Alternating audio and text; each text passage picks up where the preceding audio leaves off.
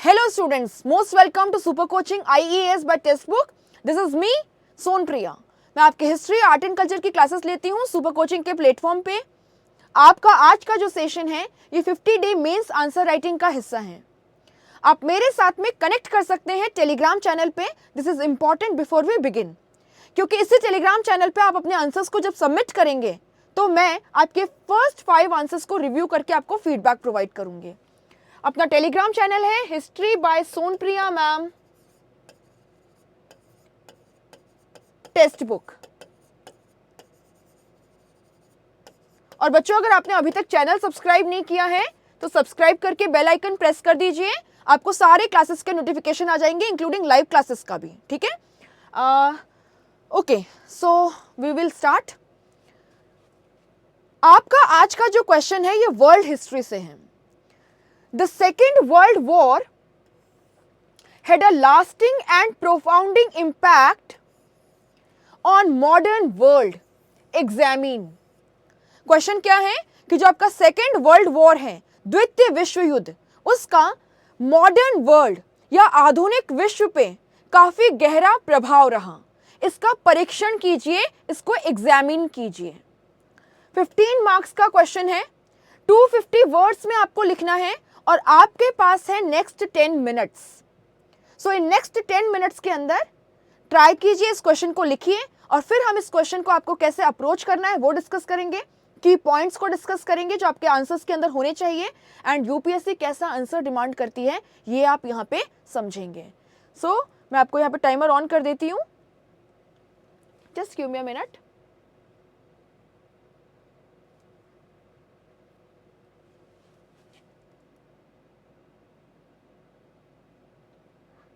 चलिए, आपका टाइम यहाँ पे स्टार्ट हो चुका है।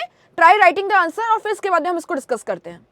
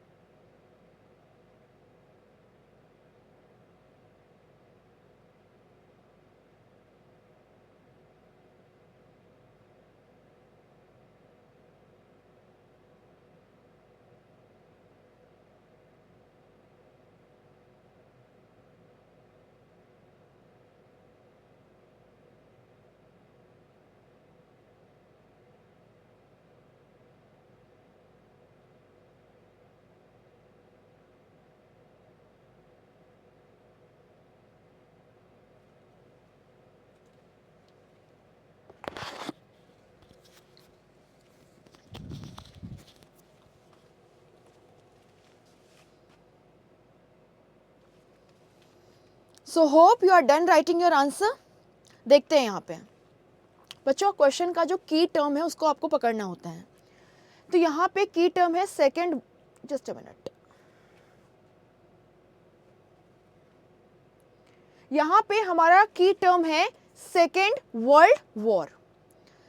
दूसरा इम्पैक्ट, सेकेंड वर्ल्ड वॉर का इम्पैक्ट, और किस चीज के लिए? मॉडर्न वर्ल्ड बनाने में, ठीक है, जो मॉडर्न वर्ल्ड है इसे बनाने में। सो ये 2-3 टर्म्स है जो आपको देखने हैं और आपसे कहा गया एग्जामिन कीजिए, इसका परीक्षण कीजिए। देखते हैं हमारा आंसर की तरफ क्या अप्रोच रहेगा। यहां देखिए, इंट्रोडक्शन की जब हम बात करते हैं तो हम अपना शुरुआत यहां पे कर सकते हैं सेकेंड वर्ल्ड वॉर के एक ब्रीफ इंट्रोडक्शन से। सो हम यहाँ पे क्या लिखेंगे, जैसे कि अब हमेशा मैं आपको बोलती हूं कि जब भी आप इंट्रोडक्शन लिखोगे आप इसको 2 पैरास के अंदर लिखोगे। तो बच्चों जो आपको फर्स्ट पैराग्राफ है यहाँ पे, इसके अंदर जब आप सेकेंड वर्ल्ड वॉर के बारे में लिखोगे तो क्या लिखोगे कि कैसे ये एक ग्लोबल कॉन्फ्लिक्ट था, है ना, इसीलिए इसको हम वर्ल्ड वॉर बोलते हैं। तो एक ग्लोबल कॉन्फ्लिक्ट था, it was global in nature. आप यहाँ पे क्या लिखेंगे कि ये वॉर कब हुआ, है ना, तो 1939 टू 1945। आप क्या लिखेंगे इसके अंदर, कैसे यहाँ पे 2 ग्रुप्स थे, एक आपका एक्सिस ग्रुप जिसमें आपका इटली, जर्मनी, जापान था, और दूसरा आपका एलाइड पावर्स जो हैं वो। और इसके अंदर कौन कौन था? एलाइड पावर्स के अंदर आपका ब्रिटेन है, आपका फ्रांस है, आपका यूएसए है, और बाद में यहाँ पे रशिया है, एंड कुछ हद तक यहाँ पे चाइना जो है वो भी इंक्लूडेड था, वो भी शामिल था। तो मोस्टली ये 2 ग्रुप्स के बीच में फाइट किया गया, axis group and allied powers के बीच में। ये आपने अपने फर्स्ट पैराग्राफ के अंदर इंट्रोडक्शन में लिख दिया, और आप इसके सेकेंड पैराग्राफ में लिख सकते हैं कि किस तरीके से सेकेंड वर्ल्ड वॉर ने एक बहुत मेजर डिवास्टेशन जो है या डिस्ट्रक्शन जो है वो क्रिएट किया, है ना, जिसमें इतने सारे लोग जो है वो मारे गए, है ना, किस तरीके के वेपन्स यूज किए गए। तो आप ये लिख सकते हैं, है ना, new type of weapons were use, arms were use, and eight the same time it cost a lot of destruction and death.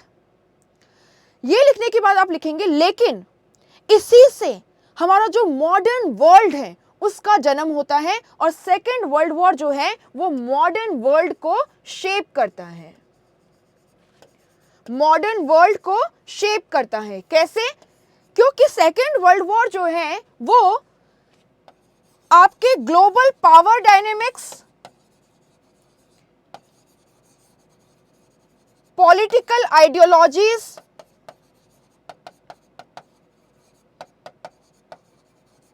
इनको शेप करता है, इनको इन्फ्लुएंस करता है, इनको इंपैक्ट करता है, और साथ ही साथ में जो सोशियो कल्चरल डेवलपमेंट है, जो इकोनॉमिक डेवलपमेंट है, उसको भी एक बहुत बड़े स्केल तक इंपैक्ट करता है या शेप करता है। आपने अगर इंट्रोडक्शन में ये लिख दिया तो एग्जामिनर को समझ में आ जाएगा कि बच्चा जो आंसर लिख रहा है उसके अंदर उसने की पॉइंट्स को कवर करना है, और वो यूपीएससी के डिमांड्स के अकॉर्डिंग लिखने वाला है। तो बच्चों आपका जो इंट्रोडक्शन होता है 250 वर्ड्स के अंदर, वो आप 40 to 50 वर्ड्स में लिख सकते हैं, ठीक है, 40 to 50 वर्ड्स में। और यहाँ पे आपको एग्जामिनर को बताना होता है कि मैं आगे बहुत अच्छी इंफॉर्मेशन आपको देने वाला हूँ, मेरा मेन कंटेंट पढ़िएगा, ठीक है, मेरा मेन कंटेंट जो है वो पढ़िएगा। तो हमने सेकेंड वर्ल्ड वॉर का ब्रीफ इंट्रोडक्शन दे दिया फर्स्ट पैरा में, और सेकेंड पैरा में हमने बताया कि इससे बहुत ज़्यादा डिवास्टेशन, डिस्ट्रक्शन, डेथ देखने को मिली, but at the same time जो ग्लोबल पावर डायनेमिक्स है, पावर आइडियोलॉजीज हैं, आपकी पॉलिटिकल आइडियोलॉजीज हैं, आपका जो सोशल कल्चरल इन्वायरमेंट है, या जो आपका इकोनॉमिक डेवलपमेंट है, उसको इम्पैक्ट किया और उसको शेप किया इसने, और वहीं पे इसने मॉडर्न वर्ल्ड जो है उसकी फाउंडेशन को ले डाउन किया। चलिए कंटेंट की तरफ बढ़ते हैं। बच्चों जब आप यहाँ पे कंटेंट की बात करेंगे तो कंटेंट में आपका क्या क्या की पॉइंट्स जो है वो कवर होना चाहिए। आप यहाँ पे लिखेंगे, सबसे पहले एक हेडिंग देनी होती है आपको। तो आप हेडिंग में क्या लिखेंगे? आप हेडिंग में लिखेंगे सेकेंड वर्ल्ड वॉर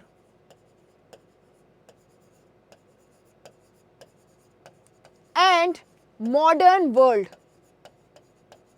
ठीक है, मॉडर्न वर्ल्ड, ऐसे करके आप एक हेडिंग दे देंगे। फिर आप यहां पे पॉइंट्स को लिखना शुरू कर सकते हैं कि इसने it changed global power dynamics. कैसे, मैं आपको समझाती हूं। ग्लोबल पावर डायनेमिक्स कैसे, तो हम देखते हैं। बच्चों, सेकेंड वर्ल्ड वॉर से पहले यूरोप जो है वो ग्लोबल पावर का सेंटर हुआ करता था। Before second world war Europe जो है वो ग्लोबल पावर का सेंटर होता था। सेकेंड वर्ल्ड वॉर के बाद आप जानते हैं दो सुपर पावर हमारे सामने आते हैं, और ये कौन कौन है? ये आपका यूनाइटेड स्टेट्स ऑफ अमेरिका और साथ ही साथ में आपका सोवियत रशिया या आपका यूएसएसआर जो है वो है।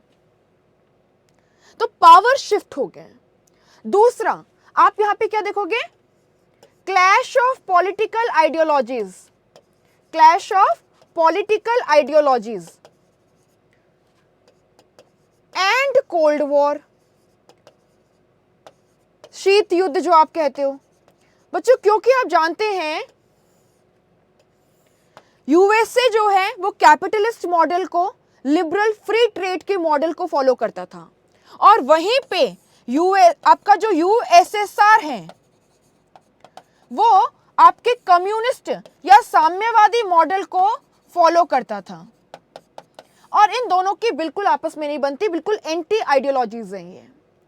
तो ये जो दो सुपर पावर सामने आए, इनमें अपने इन्फ्लुएंस को बढ़ाने के लिए, अपने पावर को बढ़ाने के लिए जो स्ट्रगल शुरू हुआ वो ऐसा कुछ था कि ये सामने आके तो नहीं लड़ते थे, बट ये किसी थर्ड कंट्री को अपने बोल सकते हैं प्यादे की तरह यूज करते थे, पाउंड की तरह यूज करते थे, और वहां पे इनका कहीं ना कहीं छोटा मोटा जो लड़ाई है वो चलता रहता था।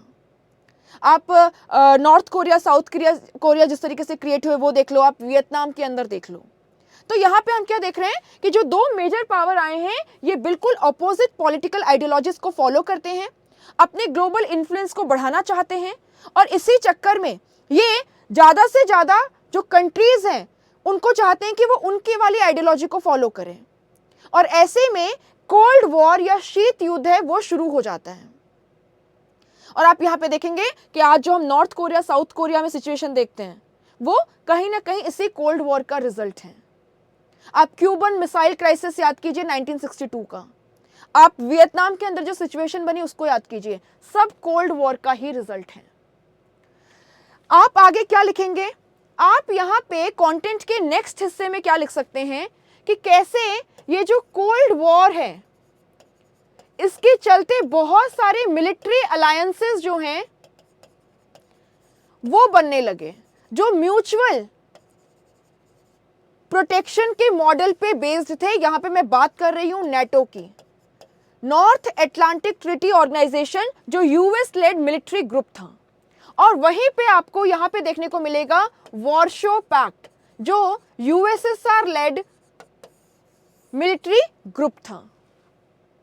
कोल्ड वॉर के चलते मिलिट्री अलायंसेस जो हैं वो फॉर्म होने लगी थी, और आज तक हम देखते हैं कि नेटो जो है वो बहुत इंपॉर्टेंट रोल प्ले करता है ग्लोबल पॉलिटिक्स के अंदर। आगे क्या लिखेंगे? आगे आप यहां पे लिखेंगे यूनाइटेड नेशंस, है ना, जो आपका यूनाइटेड नेशंस है, यूनाइटेड नेशन सिक्योरिटी काउंसिल है, या फिर आप अपना इकोनॉमिक एरिना के अंदर इंटरनेशनल बॉडीज को देखिए जिनको हम ब्रेटन वुड इंस्टीट्यूशंस बोलते हैं, ब्रेटन वुड्स इंस्टीट्यूशंस बोलते हैं। सो जो ग्लोबल बॉडीज हैं ये क्रिएट की गई, जैसे कि ब्रेटन वुड इंस्टीट्यूशंस के अंदर आप क्या लिख सकते हैं? आपका जो वर्ल्ड बैंक है, जो लॉन्ग टर्म कैपिटल कंपनीज को लोन पे देता है। आप यहां पे आईएमएफ की बात कर सकते हैं, इंटरनेशनल मॉनेटरी फंड की, जो ग्लोबल करेंसी के एक्सचेंज रेट्स जो हैं उसको स्टेबलाइज करने की कोशिश करता है। आप यहां पे जो आपका वर्ल्ड ट्रेड ऑर्गेनाइजेशन है WTO, उसका जो पहले वाला ऑर्गेनाइजेशन था जिसको हम general agreement on trade and tariff बोलते हैं, वो देख लीजिए। इन सब का फॉर्मेशन होता है। और ये क्या था, ये कहीं ना कहीं आज भी मॉडर्न वर्ल्ड की इकोनॉमी में बहुत इंपॉर्टेंट रोल प्ले करते हैं। और इसकी शुरुआत कहाँ से हुई, आपके सेकेंड वर्ल्ड वॉर के बाद में हुई। तो यूनाइटेड नेशंस जैसे इंटरनेशनल ऑर्गेनाइजेशंस और इकोनॉमी को रेगुलेट करने के लिए, फाइनेंशियल मार्केट्स को रेगुलेट करने के लिए, ट्रेड को रेगुलेट करने के लिए जो इंटरनेशनल इंस्टीट्यूशंस आज हम देखते हैं, उसकी फाउंडेशन सेकेंड वर्ल्ड वॉर के बाद ही रखी गई, ताकि कंट्रीज जो हैं वो पीसफुली प्रॉस्पर कर पाएं, पीसफुली अपने कॉन्फ्लिक्ट्स को, अपने डिफरेंसेस को रिजॉल्व कर पाएं, राइट। सो उस मुद्दे से आपको यहाँ पे बहुत सारे इंटरनेशनल कॉपरेशन वाली बॉडीज जो हैं वो देखने को मिलेंगी। बच्चों यहाँ पे शुरुआत होती है एक वेलफेयर स्टेट की, एक वेलफेयर स्टेट की। इनफैक्ट जो कैपिटलिस्ट कंट्रीज हैं वो भी वेलफेयर मॉडल को फॉलो करने लगती हैं, यानी अपनी आम जनता की जो प्रॉब्लम्स है उसको सॉल्व करना, गवर्नमेंट की तरफ से उनको कोई ना कोई राहत देना, उनको कोई ना कोई सपोर्ट प्रोवाइड करना। आप यहां पे देखोगे कि अगर हम सोशियो कल्चरल इंपैक्ट की बात करें तो जो अभी तक जेंडर स्टीरियोटाइप था इकोनॉमिक रोल्स के अंदर, ठीक है, इकोनॉमिक रोल्स के अंदर जो जेंडर स्टीरियोटाइप्स था कि वुमेन जो है वो पर्टिकुलर टाइप ऑफ काम नहीं कर सकती हैं, पर्टिकुलर टाइप ऑफ जो जॉब्स है उसके लिए सूटेबल नहीं है, उसको इसने ब्रेक कर दिया, उसको इसने ब्रेक कर दिया। कैसे, अभी तक क्या था, मर्द जो है या जो मेन है वो काम करते होते थे, बट बहुत सारे male members of the family जब आपके वॉर फ्रंट पे युद्ध लड़ने के लिए चले गए तो फीमेल जो है उन्होंने इन सारे जॉब्स को संभाला, इसमें बहुत इफेक्टिवली कंट्रीब्यूट किया। सो वहां से पता चला कि फीमेल भी इन सब काम को कर सकती है जो मेल काम कर सकते हैं। आपको इकोनॉमिक एरिना में जॉब्स में जेंडर स्टीरियोटाइपिंग की जरूरत नहीं है। आप यहां पे देखेंगे कि अगर मैं इकोनॉमिक इंपैक्ट की बात करूं तो आप यहां पे देखिए अमेरिका का मार्शल प्लान, और इस मार्शल प्लान ने किस तरीके से आपके वेस्टर्न यूरोप की जो कैपिटलिस्ट कंट्रीज हैं उनके रिवाइवल में, रिकंस्ट्रक्शन में और रीडेवलपमेंट में एक रोल प्ले किया। आप यहां पे देखिए कि किस तरीके से यूएस जो डॉलर है वो आपके इंटरनेशनल रिजर्व्स का हिस्सा बन गया, इंटरनेशनल करेंसी रिजर्व्स का हिस्सा बन गया। आप यहां पे कंटेंट में ये भी लिख सकते हैं कि यहीं से आपका डीकोलोनाइजेशन जो है एशिया और अफ्रीका के देशों के अंदर वो शुरू होता है। कैसे, क्योंकि ब्रिटेन और फ्रांस जो है उनकी हालत इस वॉर के बाद में बहुत खराब हालत हो गई थी एंड वो इस पोजीशन में नहीं थे कि अपनी जो कॉलोनीज है उसको संभाल पाएं या वहां पे फोर्स के बेसिस पे अपने पावर को और अपने इंटरेस्ट को मेंटेन कर पाएं। तो एशिया और अफ्रीका के बहुत सारे देश आजाद हो गए जिसमें से इंडिया भी एक है। तो ये सारा कुछ जो है आप यहाँ पे लिख सकते हैं कंटेंट के अंदर। चलिए आगे हम जाएंगे और कंक्लूजन की बात करते हैं। बच्चों अगर हम यहाँ पे कंक्लूजन को देखें तो कंक्लूजन में आपको क्या लिखना है, जो आपके क्वेश्चन की फर्स्ट लाइन है वो आप एज इट इज यूज कर सकते हैं कि from the above we can say that second world war had a lasting and profound impact on what, global power dynamics,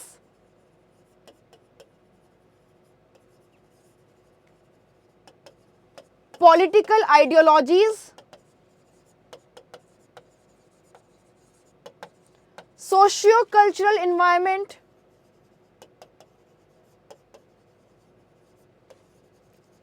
and economic development,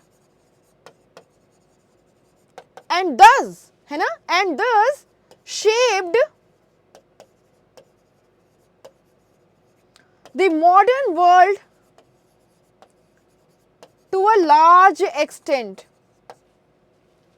आप आज भी देख सकते हो कि आपके वेस्टर्न यूरोप और यूएस की कंट्रीज है ना, यूएस और जो आपके वेस्टर्न यूरोप की कंट्रीज हैं उनके बीच में और आपके रशिया के बीच में जो एक हमेशा कॉन्फ्लिक्ट का माहौल बना रहता है, ये कोल्ड वॉर की लेगेसी है।